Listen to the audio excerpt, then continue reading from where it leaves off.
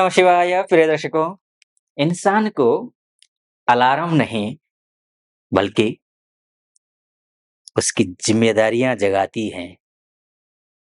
इंसान को अलार्म नहीं बल्कि उसकी ज़िम्मेदारियाँ जगाती हैं और कुंभ राशि वाले बहुत ज़िम्मेदार होते हैं। लेकिन लाख कोशिश करने के बावजूद जो पिछले जो महीने या साल जो बीते हैं, वो बहुत शुभ तो नहीं थे, कुछ शुभ होना शुरू हुआ है कुछ का। जिसकी कुंडली में ठीक-ठाक स्थिति में शनि की स्थिति है ना, उसके लिए अप्रैल से थोड़ा बेहतर होना तो शुरू हुआ है। लेकिन सबका नहीं, लेकिन सबका नहीं, क्योंकि शनि जो है, जिसका अच्छा है, उसका अच्छा हो चुका है। अब जो मैं बोलूँगा ना, मई के महीने में क्या कुछ होगा, फिर विस्तार से सुनना आप। अद्भुत है ये, तो चौंका देगा ये मई आपके लिए। बावजूद इसके कि गुरु अस्त है मई में, अंगारक योग बना हुआ है, बुध नीच का है, बावजूद इसके इतना शानदार तरीके से यू टर्न ले लेगा, अच्छा है, अच्छा कर देगा। पूरा वीडियो सुनना, पहली बार देख रहे हैं तो सब्सक्राइब भी कर देना, अगर सटीक लगे तो, और अच्छा लगे तो फिर लाइक भी कर दीजिए।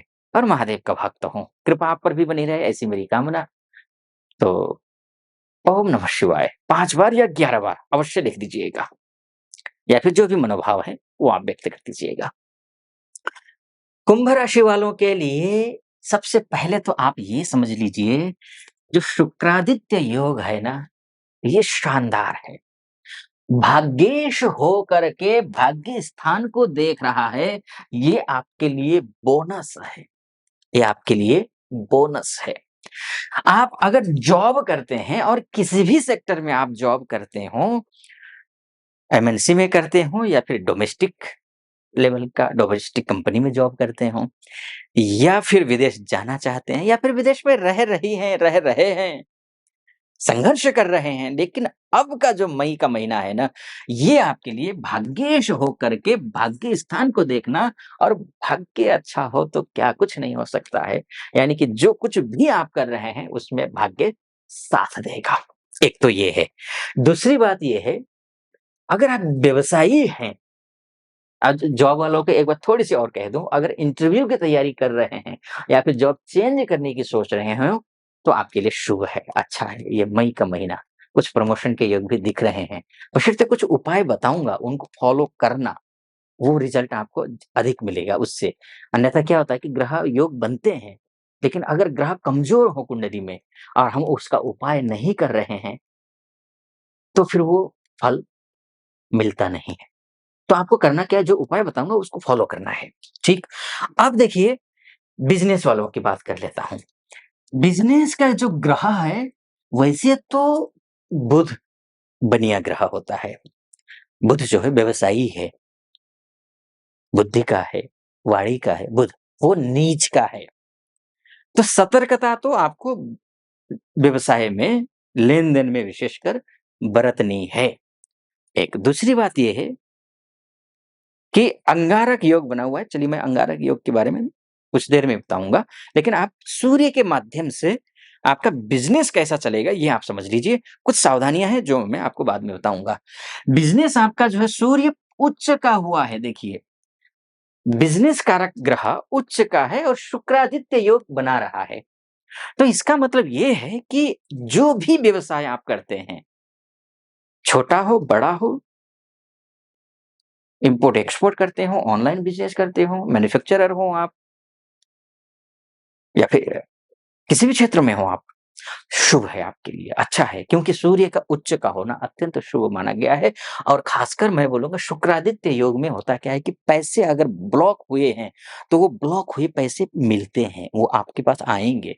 जो पैसे की जो तंगी थी ना, वो तंगी कुछ हद तक, संपूर्ण रूप से नहीं, कुछ हद तक वो तंगी दूरी होगी। ये है कि अच्छा योग दिख रहा है। तो ये बहुत अच्छा है। लेकिन हाँ, गुरु का अस्त होना शुभ नहीं है। गुरु का अस्त होना उतना अच्छा नहीं माना गया है, क्योंकि आपकी कुंडली में गुरु जो है सोर्स ऑफ इनकम के ग्रह हैं। तो सोर्स ऑफ इनकम के जो ग्रह जब अस्त हो जाते हैं, तो ऐसी स्थिति में पैसा तो आता है, पैसा रुकता नहीं है। लक्ष्मी जी आती हैं, लक्ष्मी जी टिकती नहीं हैं।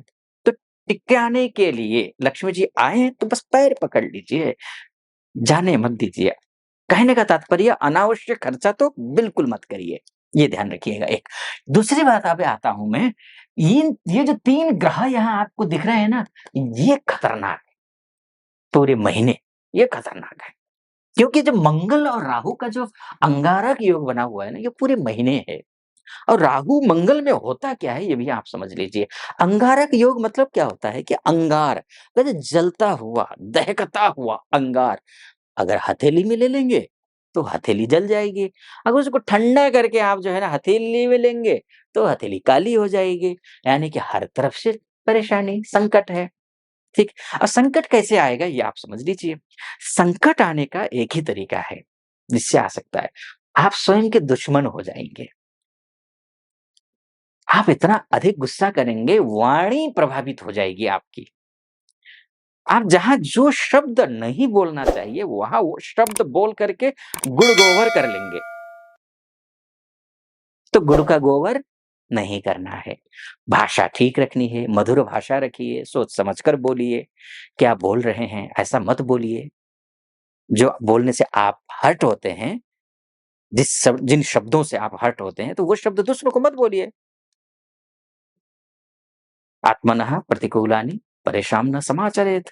जो आपको अच्छा नहीं लगता मत बोलिए, क्योंकि बोलेंगे आप, गुस्सा होंगे और गुस्सा की वजह से भाषा भी बिगड़ेगी और साथ में मंगल बुध का संबंध है, तो क्या होगा?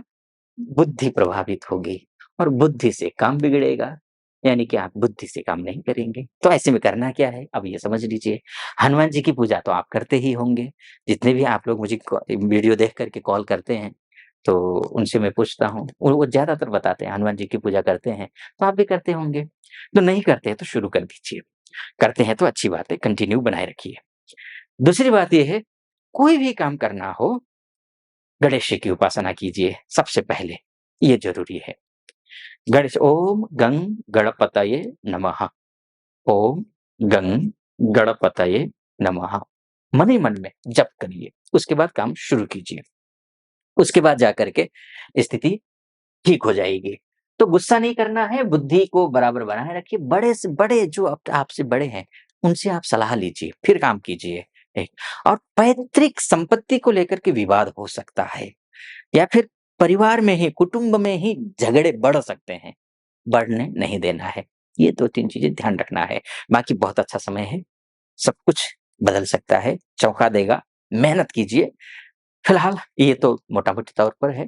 आप अपनी कुंडली का विस्तार से विश्लेषण करवाना चाहते हैं या चाहती हैं, तो नीचे नंबर है, उस नंबर पे कॉल कीजिए, हमारे प्रतिनिधि से बात कीजिए। प्रतिनिधि से बात करके मुझसे बात करने के लिए आप अपॉइंटमेंट ले लीजिए और निर्धारित तिथि पर बात होगी आपकी मेरी। फिलहाल कैसा लगा आपको? अच्छा लगा हो, सटीक लगा हो, सब्सक्राइब करना मत भूलिएगा, लाइक करना मत भूलिए और कमेंट बॉक्स में जाकर के जैसे मैंने कहा, महादेव का भक्त हूँ, कृपा आप पर भी बनी रहेगी। हर हर महादेव या फिर ओम नमः शिवाय 5 बार या 11 बार अवश्य लिख लीजिएगा। फिलहाल अनुमति चाहूँगा। ओम नमः शिवाय।